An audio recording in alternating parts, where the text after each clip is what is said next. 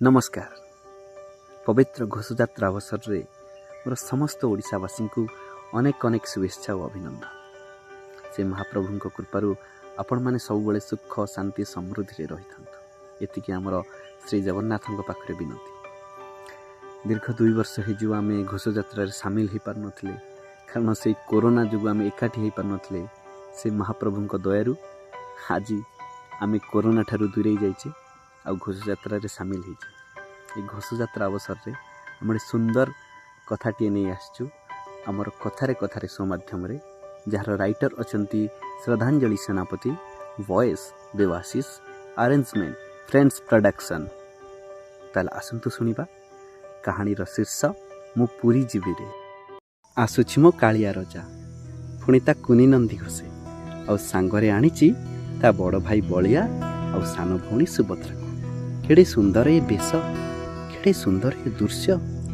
आषाढ़र पहिली रे टिपी टिपी वर्षारे झुली झुली मो कला बामन आसे। मासक पूर्वरु ता पई सजा सजी हुए।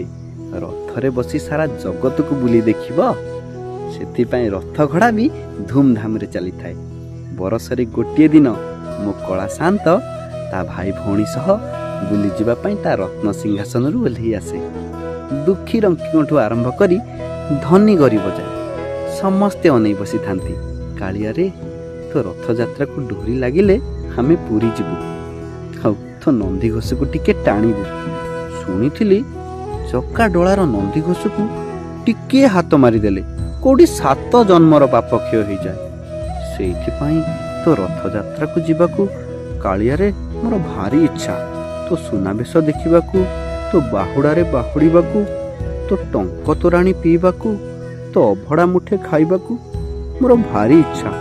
जानिचु कालिया, मु सिना तो भक्त दासिया बाउरी परी हेई पारलिनी कि तते नड़िया देई पारलिनी, हेले तो बड़दांडे मो अंतरर कुहुकु सब निगाड़ी देली।